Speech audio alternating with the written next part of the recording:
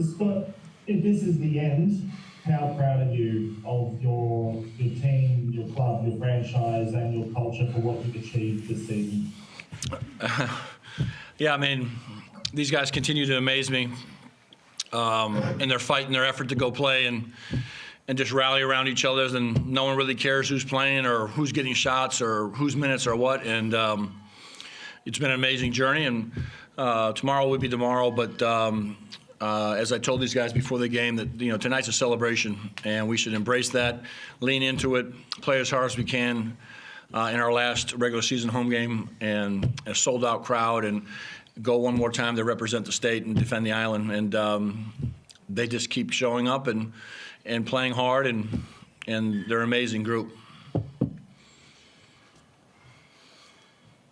The nature of the win tonight, I imagine if you do play in fourth spot, if Perth do lose tomorrow, the nature of the win tonight must give you enormous confidence on top of everything you've done this season, that not only can you make finals, that perhaps you can do some serious damage. Well, obviously they didn't have Delhi, and they didn't have Jack White. I love their team. I think they're fantastic. I think they're so well coached. They got championship pedigree running through them. I watch them all the time, and I just really enjoy watching them play. And tonight was just one of those things. And if we happen to get into the playoff series, it becomes a uniquely different animal. And again, I'll just enjoy this evening with a couple Willie Smiths and hopefully another cigar, and I'll worry about tomorrow when tomorrow arrives. Most of the squad outside of the imports are also re-signed for next year and beyond as well. So it's not just been about this year, has it? Like setting up a new franchise and developing a culture and a team in Tasmania moving forward. Do you feel that has been a pretty much A+, that you've achieved that this season? That's not only this season, but moving forward, Tasmania Jack Jumpers are here in good stead? Well, I haven't done very much except, really try to stay out of the way and give them some guidelines and hold them accountable when I needed to hold them accountable. But these players have set that standard, and one of our top 2 or 3 things to do here when we came here was to establish a culture that would be sustainable long after we're gone, and to build upon that and grow it. And there's plenty of room still to do that. And then we were coming in to create a fan base and a brand that all of Tasmania would love and rally around, and a style of play that they would enjoy. And the wins and losses would be what they would be. And I think we ticked, those first 2 boxes pretty well. There's room for improvement there.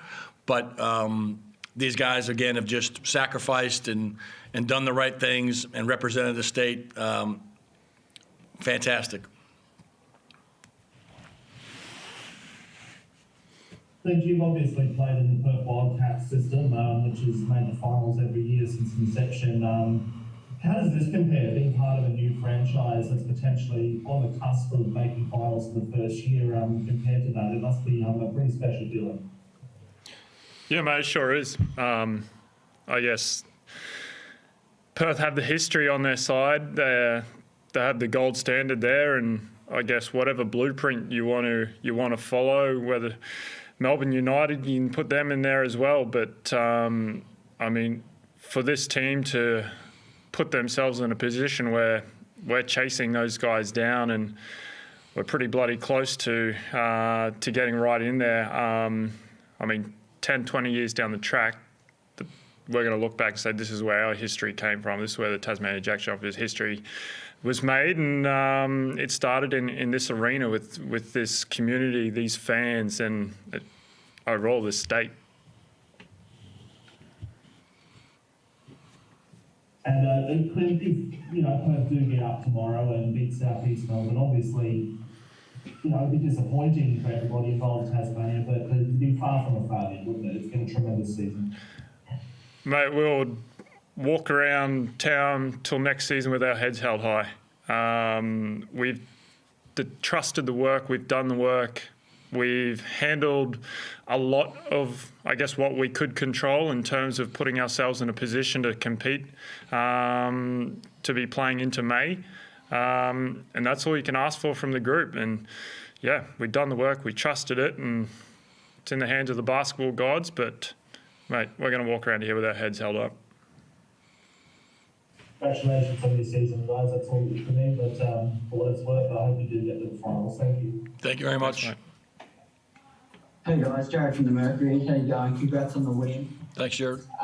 Scott, I've just got one for you. Everything else has already been asked and answered, mate.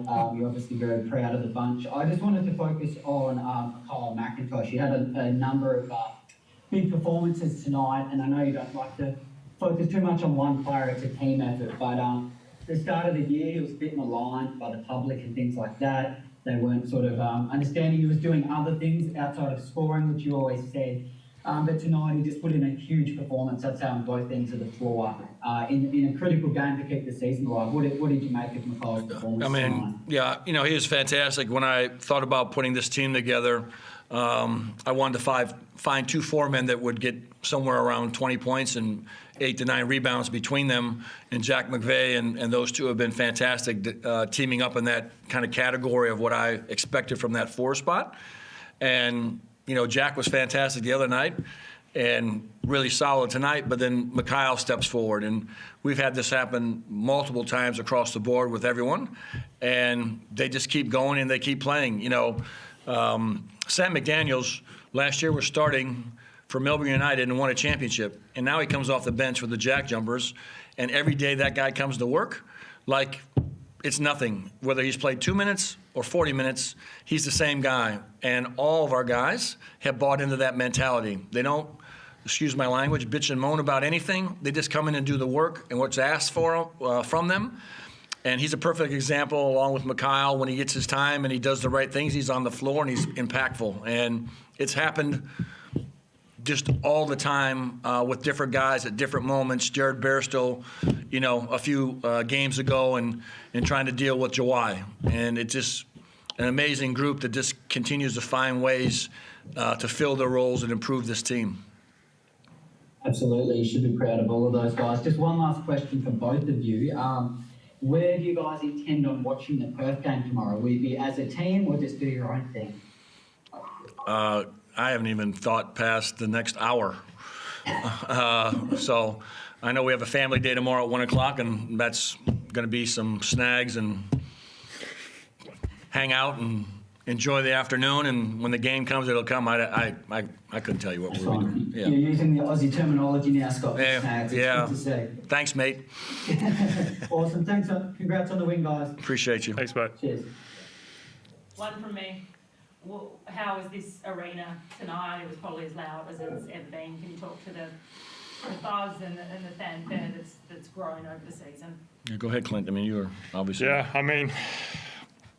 I kind of look back a couple of weeks when we had this opportunity in front of a big crowd against Sydney, and we laid an egg. And tonight, I can't speak for the guys, but for myself, I was hell-bent on this group not doing that again. And to perform the way we did, it was a grind in the first half, and to be able to make a run in the third quarter and continue pushing that. And the further we got into it, the bigger that lead got, the fans got into it. And there was one point that I don't think they sat down for a 5-6 minute stretch. They were just up and about. And when you're playing professional sports, you feed off that energy. You love being in that environment. And I guess from our playing group, thank you to our fans who just week in, week out supported us, kept trying to fill that arena. And yeah, I guess we got to the point where we probably need a bigger